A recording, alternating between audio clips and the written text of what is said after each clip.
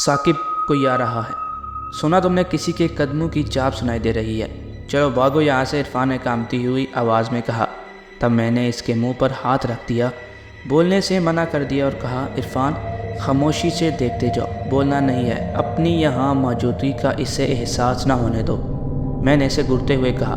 اتنے میں سفید کفن میں ملبوس کوئی شخص آگ کے قریب آتا دکھائی دی۔ اسے دیکھتے ہی دل کو ایک جھٹکا سا لگا، لیکن ہمت نہ ہاری، چپ چاپ بیٹھا رہا اور اسے پہچاننے کی کوشش کرنے لگا، لیکن ناکام رہا۔ اس کا پورا جسم سر منہ سفید کفن سے ڈھکا ہوا تھا۔ چلتے ہوئے وہ آگ کے قریب آیا اور ہاتھوں میں آگ لے کر اسے کھیلنے لگا۔ ثاقب بھوت! اس کی یہ حرکت دیکھ کر عرفان جیسے ہی چیخ پڑا، اور شاید یہ آواز اس نے بھی سنی تھی۔ آگ کو ایک طرف پھینکتے ہوئے ہماری طرف بڑھنے لگا۔ عرفان کے ساتھ ساتھ میرا جسم بھی کانپنے لگا۔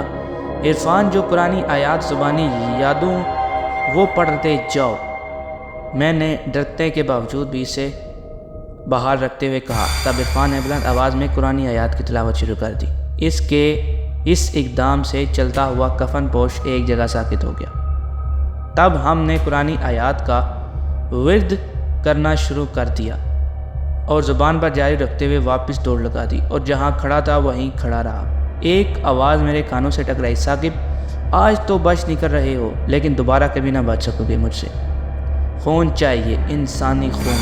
اپنی خشک رگوں کو تر کرنے کے لیے انسانی خون، ہفتہ بعد ایک انسان کا خون پینا دل کھایا میرا جیون ہے، اور میں اپنا جیون ختم نہیں ہونے دوں گا۔ میں اپنی پیاسی رگوں کو ضرور تر کروں گا۔ یہ آوازیں میرے کانوں سے ٹکرائی، پھر خاموشی پھیل گئی۔ قریب کھڑے عرفان کی حالت غیر ہو گئی تھی، شاید یہ آفسیب کا ظاہر ہونا برداشت نہیں کر پایا تھا۔ میں نے اسے جھنجھوڑتے ہوئے اسے ہوش میں لانے کی کوشش کی، لیکن اس کی نظریں جیسے پھٹ گئی تھی، جسم جیسے بے جان ہو گیا تھا۔ سانس لیے اس چلتی آگ کو گھورتا رہا۔ عرفان! عرفان!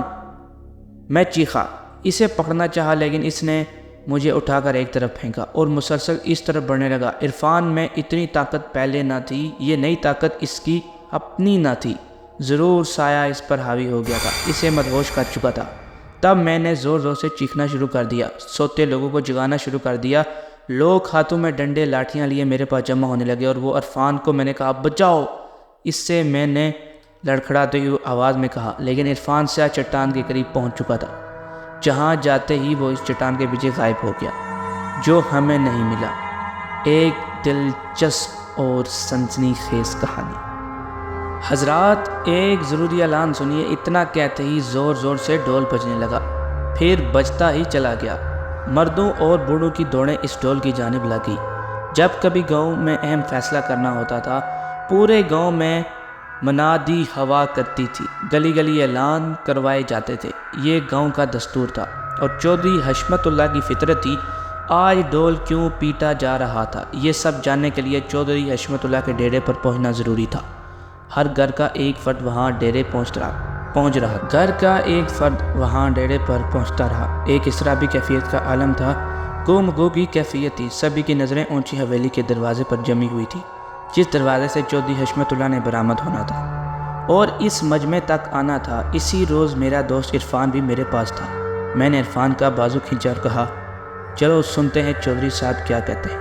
یہ دستور، یہ طریقہ تھا، اس کے لیے بالکل نیا تھا، لیکن اسے اچھا لگا تھا۔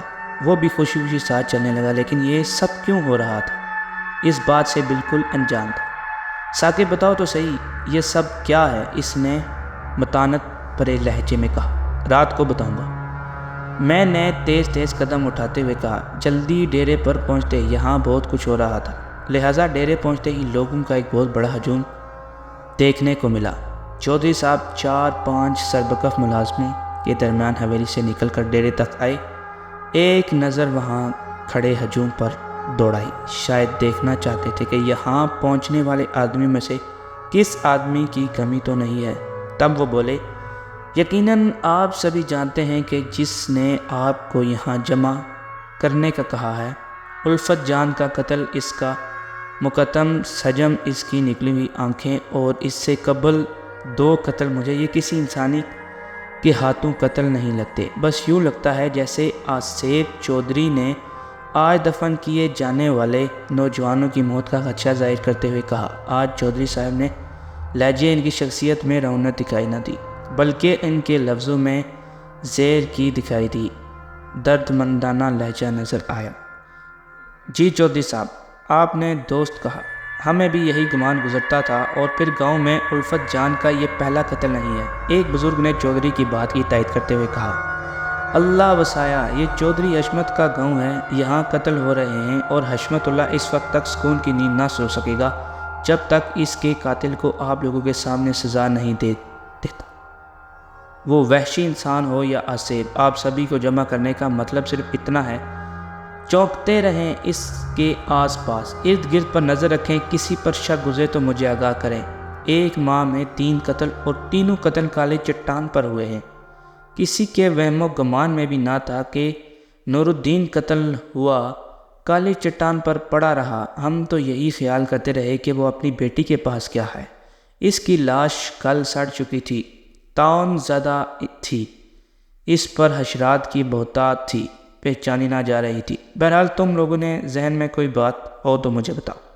چودھری صاحب کی اس بات پر میں آگے بڑھا اور کہا، چودھری صاحب، ایک بات میرے ذہن کو جھنجھوڑ رہی ہے، اگر حکم کرے تو اپنی سوچ کا اظہار کر سکتا ہوں کہ میری بات کچھ اثر رکھ سکے۔